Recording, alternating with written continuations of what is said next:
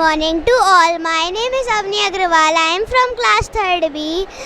My topic name is What is the Lotus Temple? The Lotus Temple is a Baha'i house of worship built in New Delhi, India in 1986, famous for its unique architectural construction in the shape of a large lotus flower. The building consists 27 freestanding petals made from concrete and coated in white marble sourced from Greece's Pentley mountain and includes a central prayer hall, walkways, ground with ponds and a greenhouse. The Baha'i faith founded in the 19th century in Iran teaches that all religions are valuable as manifestations of God. Hence, the Lotus Temple is open to all visitors regardless of religious affiliation to us for worship. Thank you. Over to Ashvi. Good morning everyone. My name is Ashvi Raghuvanshi. I study in class 3rd B. Today I am going to tell you basic introduction of Lotus Temple is. The Lotus Temple is a Baha'i faith. 7 temples of the Baha'i faith in the world. Like all the Baha'i temples, and its structure is a circular 9-side shapes. The building is made up of 27 freestanding marble petals arranged from the 9 sides of the temple.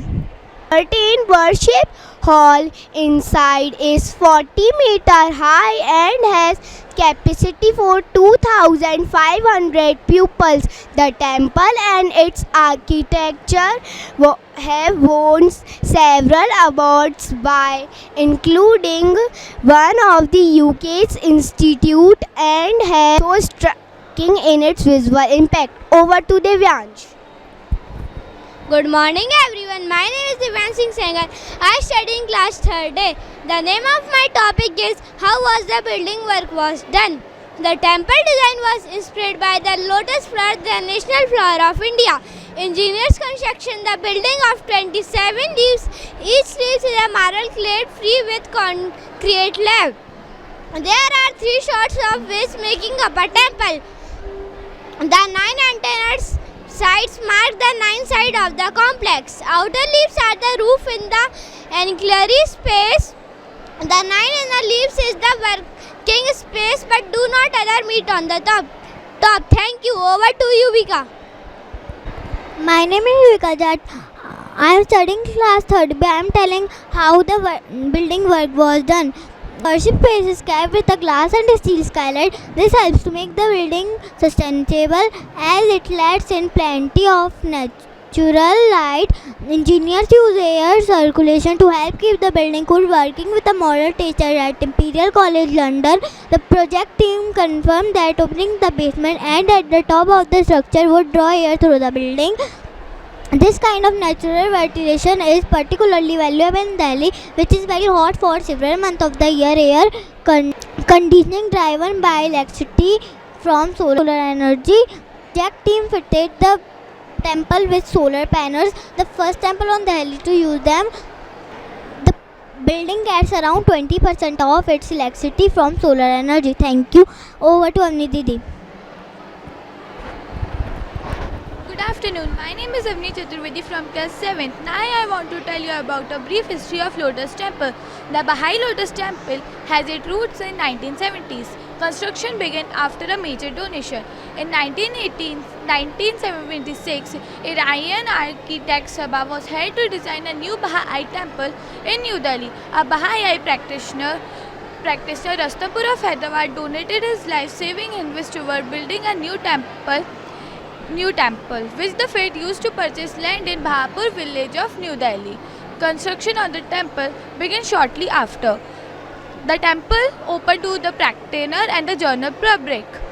The Lotus Temple was dedicated and opened to both practitioners and the general public. Soon after its completion, it won several architectural awards, including the Instruction of Structural Engineer Award for Excellence, Religious Art and Architecture and the Globe Art Academy 2000 awards.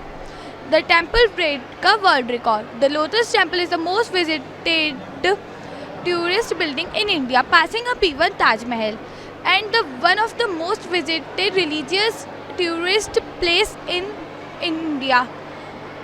According to Guinness World Record, boosting over 10,000 visitors per day. Thank you. Over to Rudraj. Hello, my name is Vedant Singh Badar from class 5th A. Today I am going to tell you a look at the agricultural style of the Lotus Temple. The agricultural style of the Lotus Temple is characterized by biomimicry. The Lotus Temple is most famous for its distinct flower-like shape, deliberately built to reflect the beauty and symmetry of the lotus flower, important to many Eastern and Indian faiths, including the Baha'i faith, Hinduism, and Buddhism. The Lotus Temple is the most famous example of biomimicry in modern architecture. Numeric symmetry. The number 9 is sacred in the Baha'i faith. Thus, the Lotus Temple, like many other Baha'i houses of worship, incorporates the number 9 as a symmetrical pattern for balance and beauty. For instance, the Lotus Temple is shaped in a 9-sided sheet, and marble petals that make up the structure are split into 3 different types: 9 entrance leaves, which mark the doorways; 9 outer leaves, which form the roof space; 9 inner leaves, and 9 inner leaves, which enclose the central hall in an interior dome. Significant structural integrity. Lotus Temple may look delicate, but the construction team spent considerable effort ensuring that the building was sturdy enough to withstand regular earthquakes in New Delhi.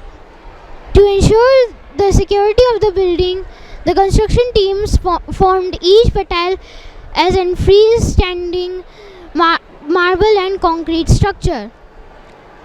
Environmental consideration. As in design, the Lotus Temple aimed to prioritize environmental sustainability, generating 20% of its electricity needs through a set of solar panels with the openings at the top and bottom, installing a large glass. Thank you.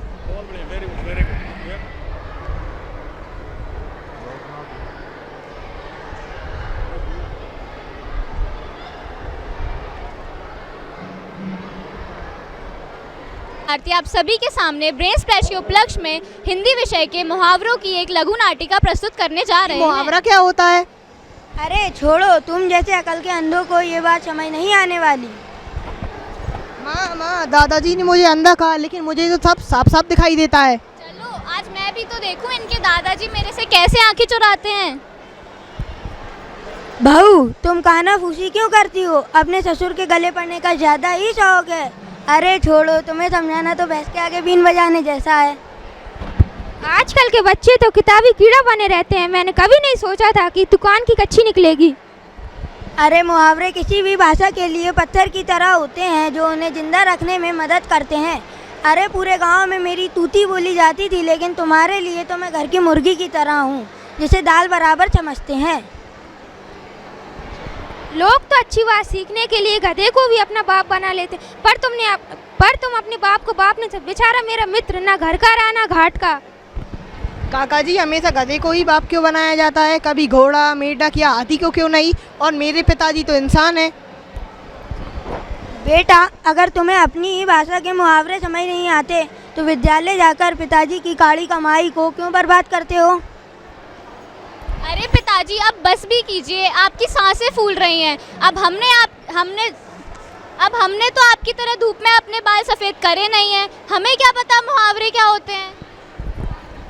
अरे मुहावरों का प्रयोग करना किसी अहरे गहरे नत्थू गहरे का काम नहीं है। हमें इनका पूरा ज्ञान होना चाहिए। तुम लोग अंग्रेजी का ज्ञान रख के खुद को 30 मार खान समझते हो, पर हिंदी के मामले में तो नील बटा सन्नाटा है। सही कह रहे हो। इन्हें तो हिंदी का महत्व समझाने के लिए लोहे के चने चबाने पड़ेंगे। दादाजी, मेरी आंखें खुली थी, लेकिन आज आपने मेरी आंखें खोल दी। पिताजी, मुझसे भूल हो गई, मुझे क्षमा कर दीजिए। हाय, मेरा दिल तो बाग बाग हो गया। देर आए दुरुस्त आए।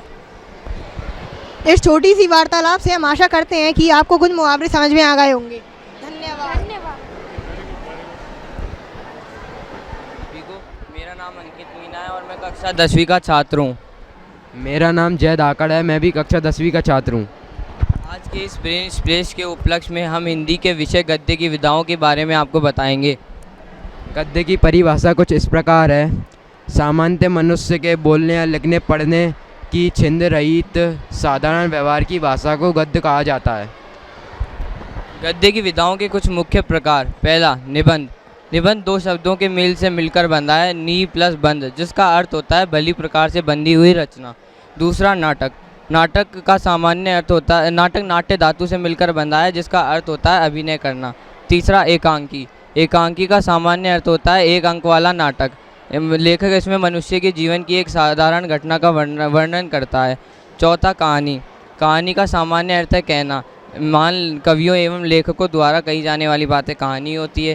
पांचवा, उपन्यास। उपन्यास दो शब्दों के मेल से मिलकर बना है, उप प्लस न्यास, जिसका अर्थ होता है समीप रखना या सामने रखना। अब मैं आपको कुछ प्रमुख सहायक विधाओं के नाम एवं परिभाषा बताना चाहूँगा। पहला नाम, आत्मकथा।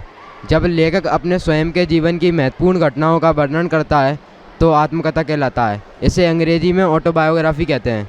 दूसरा, जीवनी। जब लेखक किसी महापुरुष के जीवन की महत्वपूर्ण घटनाओं का वर्णन करता है तो इसे जीवनी कहते हैं। इसको अंग्रेजी में बायोग्राफी भी कहते हैं। तीसरा, रेखाचित्र। जब लेखक किसी व्यक्ति, वस्तु या घटना का अपने शब्दों के द्वारा इस प्रकार वर्णन करता है कि जिसमें आंखों के सामने उस व्यक्ति, वस्तु, घटना का चित्र सा बनने लगता है तो रेखाचित्र कहलाता है। चौथा, संस्मरण। जब लेखक किसी व्यक्ति, वस्तु या घटना का अपने शब्दों के स्मरण की शक्ति के आधार पर वर्णन करता है तो संस्मरण कहलाता है। पांचवा, रिपोर्टाज। जब लेखक किसी स्थान, घटना का आंखों देखा वर्णन करता है तो रिपोर्टाज कहलाता है। इसका अर्थ होता है रिपोर्ट। धन्यवाद। मोड़क है, मैं कक्षा 10वीं का छात्र हूँ। आज मैंने संस्कृत साहित्य की कवियों की किताब बनाई है। इसके माध्यम से मैं आपको इनके बारे में बताना चाहता हूँ। हमारे भारत के सबसे महान कवि हैं वेदव्यास जी। वेदव्यास जी का जन्म त्रेता युग के अंत में हुआ था और वह पूरे द्वापर युग तक जीवित थे।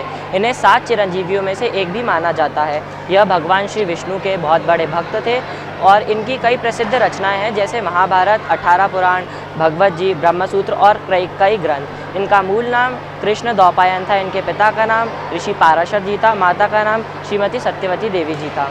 हमारे अगले कवि वाल्मीकि जी हैं। वाल्मीकि जी को सभी लोग इनके प्रसिद्ध ग्रंथ रामायण की वजह से जानते हैं। इनका वास्तविक नाम रत्नाकर था। इनकी रचना काल 1000 ईसा पूर्वी से लेकर 800 ईसा पूर्वी तक था। कालिदास जी के गुरु का नाम नारद जी था। हमारे अगले कवि हैं कालिदास जी। महर्षि कालिदास जी को भारत के इतिहास का शिखर भी कहा जाता है। इनका जन्म पहले से 3री शताब्दी ईसा पूर्वी में माना जाता है। कालिदास जी श्री राजा विक्रमादित्य के दरबार में 9 रत्नों में से एक माने गए हैं। हमारे अगले कवि हैं माध जी। माध जी लगभग 7वीं शताब्दी में उनका जन्म माना जाता है। यह गुजरात के श्री राजधानी में हुए थे, जो वर्तमान में आज राजस्थान में है। इनको एक महान उपाधि दी गई है, जिनको कहते हैं पंडित कवि। इनका सबसे प्रसिद्ध ग्रंथ है शिशुपाल वध, जो 20 स्वर्गों और 1008 अलंकार छंदों में रचित है। हमारे अगले और सबसे आखिरी कवि हैं भास जी। भास जी सबसे अलग हैं। जैसे सभी कवि भगवान की भक्ति करते थे, भगवान का नाम लेते थे, उनके बारे में लिखते थे, लेकिन भास जी ने कभी ऐसा नहीं किया। उन्होंने अपनी रचनाओं में हिंसा का वर्णन किया। जिस प्रकार महाभारत में जब भीम और दुर्योधन की लड़ाई हो रही थी, तब भीम ने दुर्योधन की जांघा पर वार करके उसका वध किया था, उसी प्रकार के नाटक इनकी कहानियों में दर्शाए गए। धन्यवाद। भदौरिया है, मैं कक्षा 6B की छात्रा हूँ। आज मैं आप सभी के सामने व्याकरण के विषय अनेकार्थी शब्दों का प्रयोजन करने जा रही हूँ। ऐसे शब्द जिनके एक से ज़्यादा अर्थ निकलते हैं उन्हें अनेकार्थी शब्द कहते हैं। जैसे मधु का अनेकार्थी शब्द होता है शहद, वसंत, पराग। मुद्रा, सिक्का, छाया, अंगूठी, चप्पला। चंचल स्त्री, लक्ष्मी, संपत्ति। पर, पंख, ऊपर, पराया।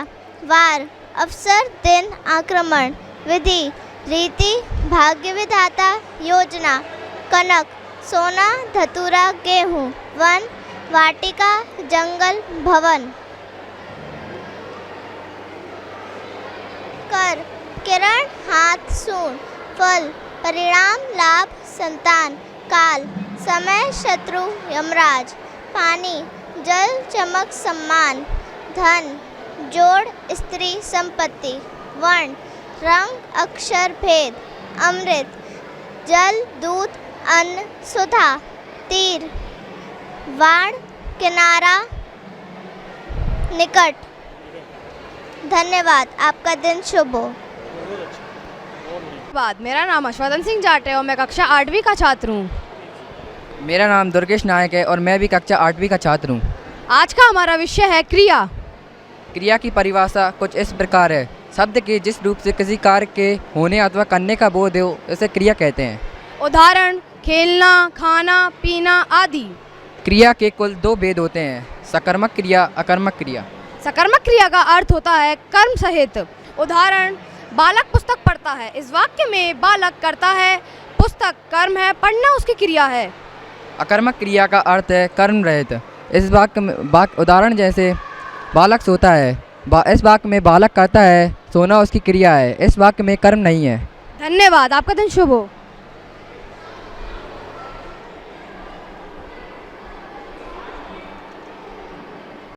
Sir, there are some lots. You have to pick one of the lot and the name of the poet will reflect at the stairs. Then any one of my teammate will explain you briefly about the Mulkraj Anand was born on Mulkraj Anand was born on 12 December 1905 in Peshawar, India, now in Pakistan. He grown up in traditional Punjabi family and faced socio-economic challenges that has influenced Indian culture. Anand studied his career in 1905.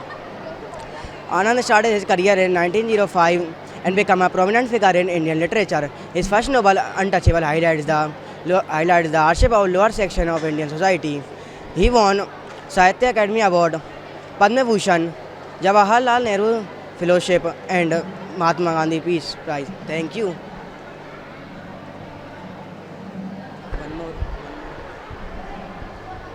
You can choose many more. One more. If you have to choose, you can choose. William Shakespeare.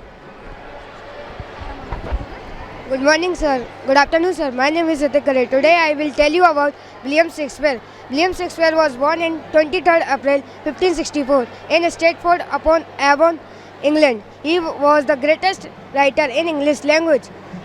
He married Anne Hathaway in 1582. He started his career as a poet, playwright and an actor. He wrote approximately 39 plays and 154 sonnets and several poems. His famous works are Romeo and Juliet, Hamlet and Othello. Thank you. All are English promoted. Yes. You want to promote English? Yes, sir. Okay. Have you write something like that, biography on yourself also? On English, because you are all Ruskin Bond, William Shakespeare, all has written their own notes, own biography. It would be better that you should only write it yourself also, so that you will promote yourself, the good governed with the lessons, what you read in these books. It will be good for you also. It will be a good thing. If they will write their own way, how they are doing, what they are working, how they are saying, that they are also to be promoted. Yeah, definitely they have to do. Okay, very good. Thank you, sir.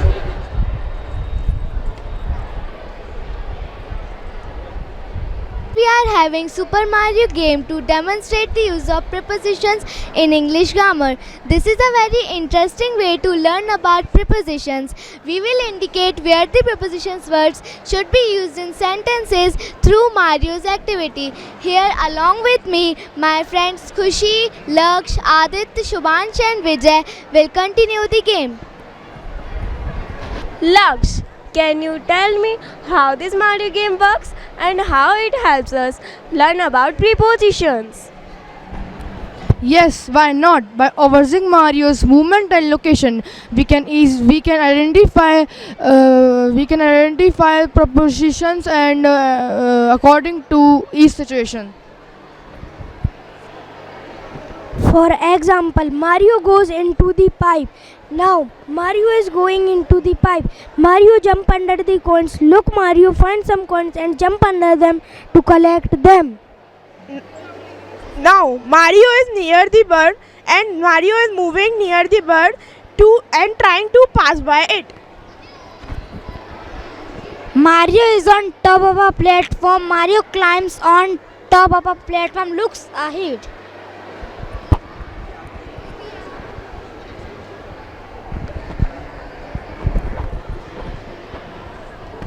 Now, Mario is running towards the castle to complete his journey. Mario is running towards the castle. Now, Mario is in the castle.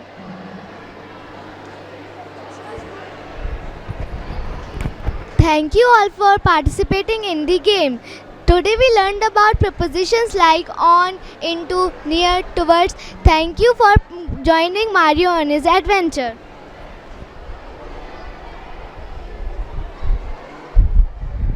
I am Rohan Singh Sanger from class 4th A. This is the railway station of figure of speech. Here are so many coaches reflect figure of speech. Each figure of speech indicate different types of different meaning or sense. A figure of speech is an expression used to give a greater effect to reader or listener. It includes comparisons, contrast, associates, and constructions. It also gives a much clearer image of what you are trying to convey.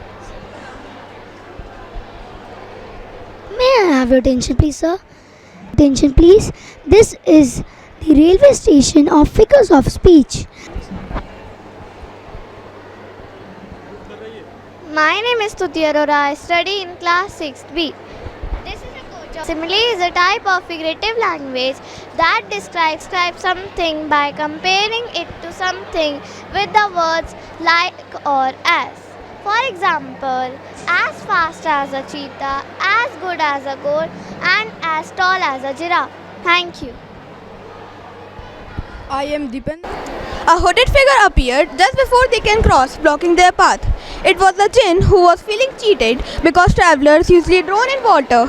Instead of being angry, the jinn pretends to congratulate the three brothers and announces that each one of them has won a reward. Now in this frame, we see that the elder brother, proud and ambitious, asks for a wand which is most powerful than any other wand. The jinn crafts an incredible wand with the help of the elder tree.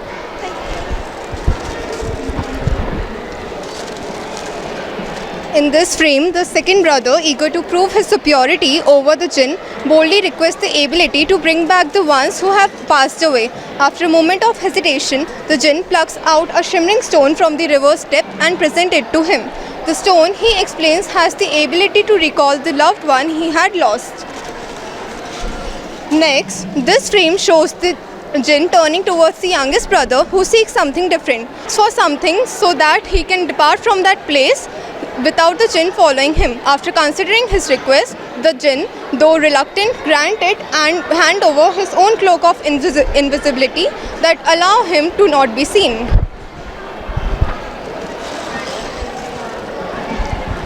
This frame shows the three brothers continuing their journey, each carrying the amazing rewards: the elder wand, the resurrection stone, and the invisibility cloak.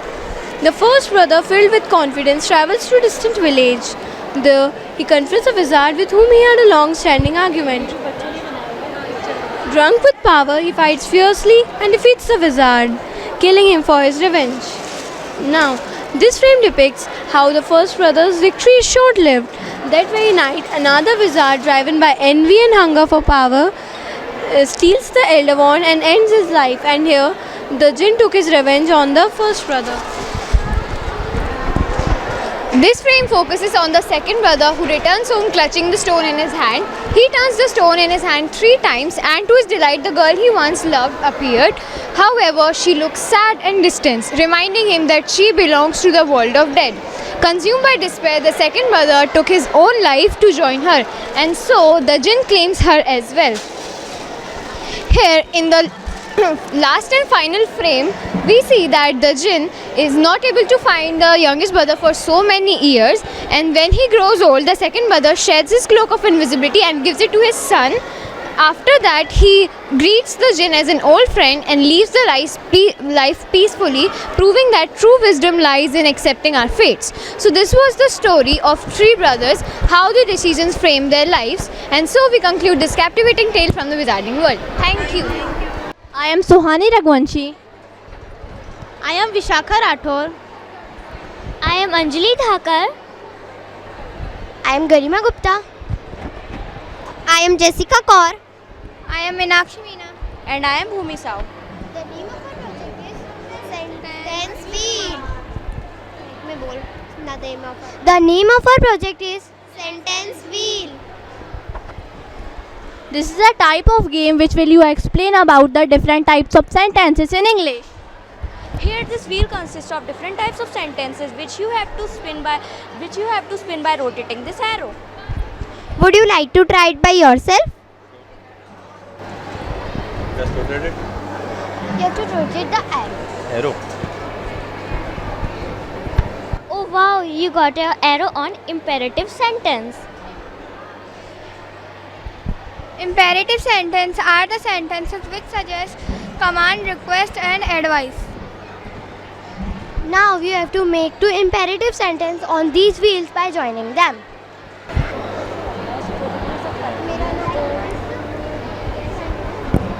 Another part of the sentence.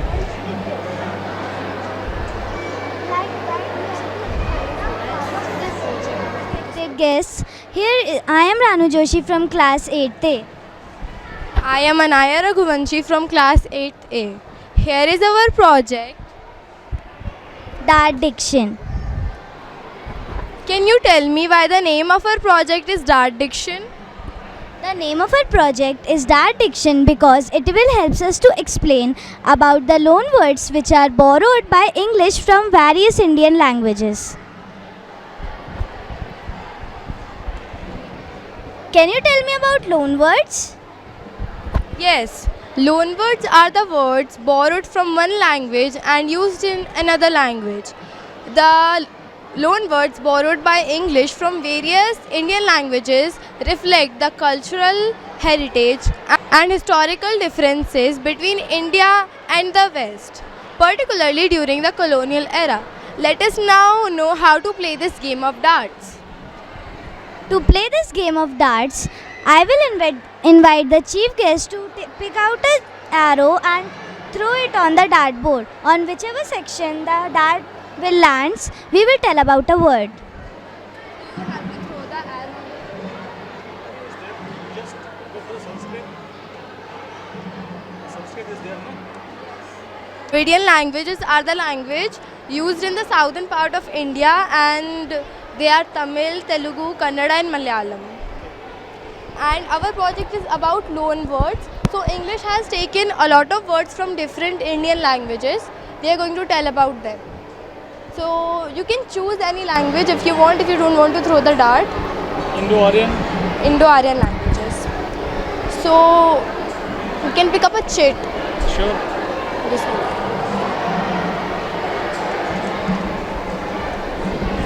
Dulani. So the word Dulani is derived from Marathi. Actually in English it means, it is informal, that it means when someone acts a little crazy. And when the British soldiers were in a camp in Maharashtra, in the Deolali village, they felt very bored. So they used this word Deolali to refer to boredom and acting a little crazy. It means to say that you have a various type of languages. Yes. Words is there, no?